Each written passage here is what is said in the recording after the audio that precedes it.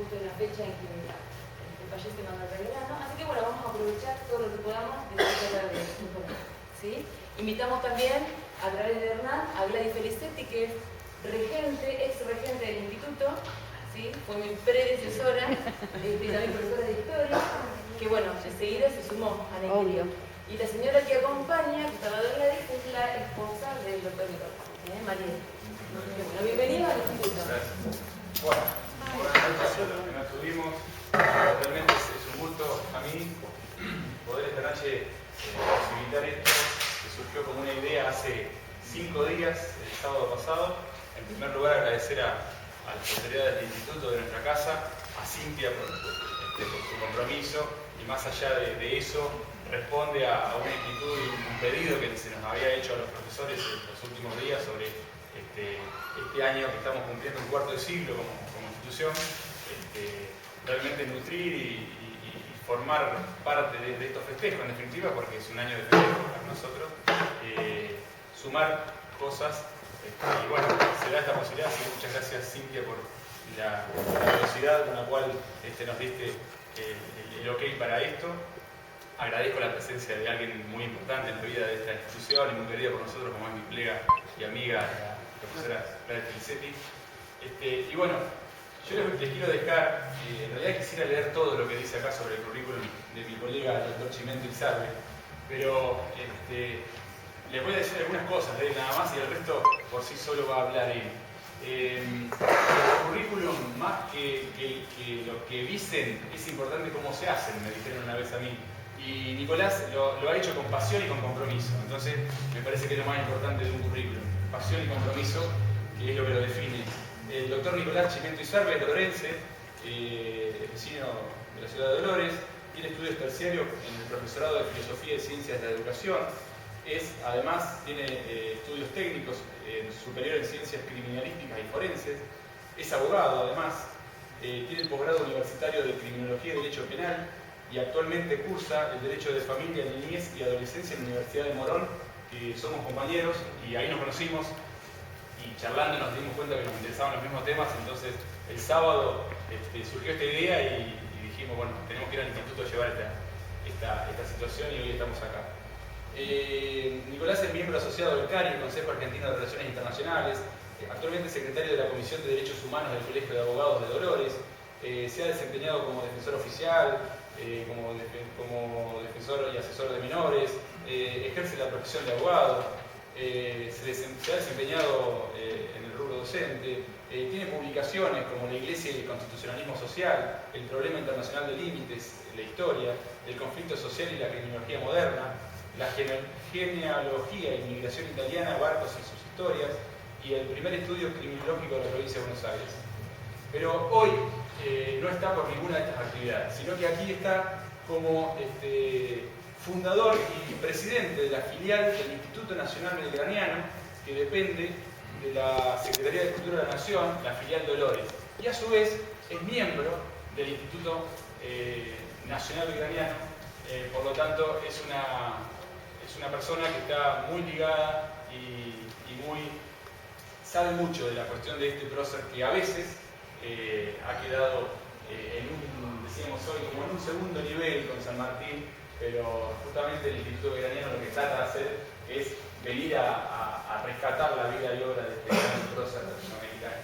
Y por último también les quiero decir que no solo se quedó en lo de Belgrano, sino que también es fundador del Instituto Nacional Browniano, filial de Dolores, en el estudio de Guillermo Brown, el padre de nuestra Armada Argentina, que será una charla para más adelante seguramente. Nicolás, bienvenido, muchas gracias, y bueno, te dejo con esta gente que seguramente también tendrá sus opiniones antes de la charla y seguramente al final se verán enriquecidas con esto. Muchas gracias, agradecemos también la presencia de la señora de Nicolás, que es miembro del Instituto Belgraniano Filial de Dolores, y bueno, vamos a disfrutar de esta charla. Muchas gracias y bienvenido. Gracias. Bueno, ha sido muy generoso. No le crean tanto.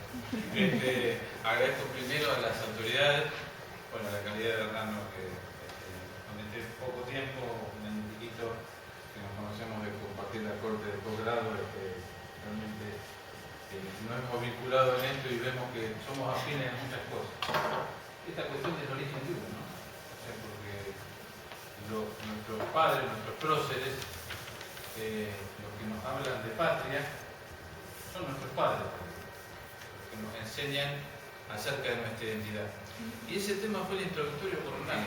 Esa señora, no descuento lo que le dio su papá, ¿no? Pero esa señora, verdadera criolla, era la que encendió en Belgrano el fervor religioso y el fervor patriótico. Está presente ese fervor en las cartas de defensa que mandaba a Cisneros, ahí tenemos también una cuestión con Cisneros, cuando se le quedaron absolutamente con todo, mientras Belgrano estaba estudiando en Europa, le meten preso al marido, por celos, era un empresario exitoso, un Domingo Belgrano Imperio, pero era políticamente incorrecto para el consulado, para el Río de la Plata en ese momento todavía no estaba el consulado. Entonces, ¿por qué era políticamente incorrecto? Porque los belgranos, ya desde Italia, eran republicanos, eran adherentes a la monarquía parlamentaria. Acá teníamos desde España una monarquía absolutista, ¿no? Entonces, toda la gestión, y vamos a ver en el transcurso de la vida de Belgrano, el consulado, todas las medidas que se adoptan, la prensa, la economía, todo lo que apuntan los belgranos de forma ideológica es hacia la defensa y la autodeterminación de los pueblos. Totalmente incorrecto. Totalmente incorrecto. Entonces, veíamos entonces ese cuerpo de Belgrano. ¿Por qué había llegado en esas condiciones ahí, de esa manera? Porque había sido para la época políticamente incorrecto. Dice Alfredo Leuco, alguien que ustedes en su momento han escuchado, y coincide con otros historiadores, que Belgrano era tan incorrecto que se empobreció lícitamente, ¿no? Porque él era de una familia tremendamente adinerada. Don Belgrano, para comentarles, ¿no? Don Belgrano Peri, padre de Manuel, José Joaquín del Corazón de Jesús Belgrano, ¿no? Pero Manuel, inclusive en Valladolid, que para ir a buscarlo lo buscan con un solo nombre porque era común en esa época muchos nombres, pero se utilizaba uno. Y él utilizaba el nombre de Manuel. Era genovés.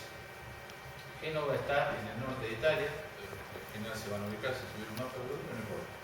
Está en el norte de Italia, en una zona actualmente, una zona muy pujante, en un puerto. En esa época un puerto significaba bonanza, significaba bienestar económico para toda la cercanía.